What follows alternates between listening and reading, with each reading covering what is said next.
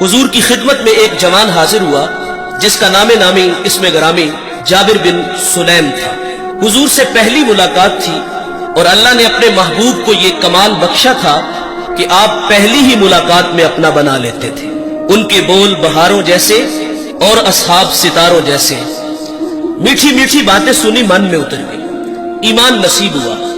जाने लगे तो हुजूर से अर्ज करते हैं, आका मेरे दामन में कुछ हिकमत के मोती डाल दीजिए। जो अभी अभी ईमान लाया है उसको हुजूर नबी रहमत सल्लल्लाहु अलैहि वसल्लम ने पहली नसीहत क्या फरमाई? फरमाया, जाबिर किसी को गाली ना देना, उसको अखलाक सिखाए। और आप फरमाते, फिर मैंने सारी जिंदगी किसी जानवर को भी गाली नहीं दी। हमारे बच्चे बोलना सीखते हैं तो गालियां सीखते हैं। हमारे घर का माहौल ऐसा है, वालिद बच्चों को गालियां देता है और वो बचपन में सीखी गालियां कल बड़े होकर वो वालिद को भी गाली देता है। और मेरे नबी का फरमान है, मुर्गे को गाली ना दो। क्यों? फरमाया, इसलिए कि वो तुम्हें नमाज के लिए उठाता है। यहां रुक करके एक जुमला अर्ज करूंगा। फरमाया, मुर्गे को गाली ना दो, वो तुम्हें नमाज के लिए उठाता है।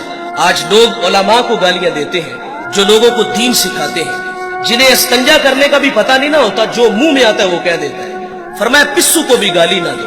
तालीम तो ये है कि किसी पर लानत भी ना करो। सैयदना सिद्दीक़ अकबर रज़ियल्लाहु ताला अन्हु फरमाते हैं, एक दिन मुझे गुलाम पे गुस्सा आ गया और मैंने उस पे लानत कर दी। तो नबी रहमत सल्लल्लाहु अलैहि वसल्लम फरमाते, सिद्दीक़ भी हो और लानत भी करे? रब्बे काबा की कसम, ऐसा हरगिज़ नहीं हो सकता। तो आप जी ही जी में शर्मसार हुए और उस गुलाम को आपने कफारे के तौर पे आजाद कर दिया। जाबिर को हुजूर ने पहली नसीहत फरमाई कि किसी को गाली न देना।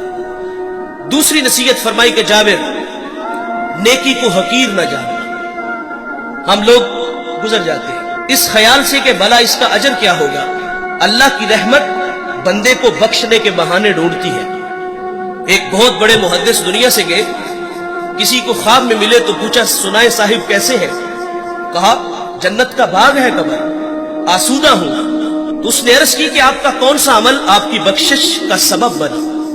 तो कहा, एक छोटा सा अमल। कहा, वो क्या? उन्होंने बताया कि मैं एक दफा हदीस लिखने बैठा, स्याही में कलम डुबोया, बाहर निकाला, लिखने लगा कि उस पे एक मक्खी आके बैठ गई। फरमाते, मैंने इस ख्याल से कलम को रोक लिया कि ये मखलूक खुदा है, पेट की प्यास बुझा ले, मैं फिर लिख लूंगा। कहते अल्लाह को मेरी ये अदा पसंद आई और अल्लाह ने मेरी मगफरत फरमा दी।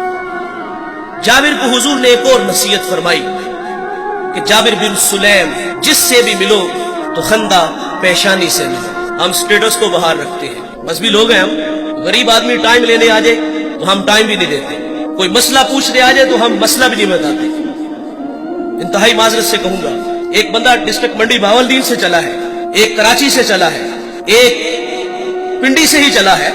वो लंबा सफर करके हमारे पास आया है और उसकी हैसियत को देखकर तस्बीह दे के मस्जिद के नुक्कर में बिठा दिया जाए कि यहां बैठ के वजीफा करो।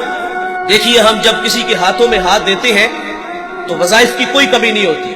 1.25 लाख मरतबा पहला कलमा पढ़ना है, दुरूद पढ़ना है, इस्तिग़फ़ार पढ़ना है। एक वजीफा खत्म होता है तो दूसरा मिलता है। वज़ाइफ की तो कमी नहीं। वो तो कोई कंधा तलाश करने आया था कि जहां सर रख के वो रोए। वो मन का कोई दुखड़ा कहने आया था, लेकिन उसको नजरअंदाज क्यों किया गया कि इसके पास सिर्फ आने जाने का किराया है। वो वासिफ अली वासिफ कहते हैं, तस्लीम के बाद तहकीक गुमराही होती है। उसने तो दिल से अपना कहा था और वो जो है वो अकीदत में बैठ के वजीफे में मशगूल है, लेकिन अचानक उसने अपनी आंखों से एक मंजर देखा कि एक कल्फ लगे कपड़ों में आया और उसके आगे पीछे खुदाम है और वो सीधा हुजरे में चला गया और अंदर से आवाज सुनता है कि आप किसी के यहां पैगाम भेज देते तो मैं खुद ही आ जाता।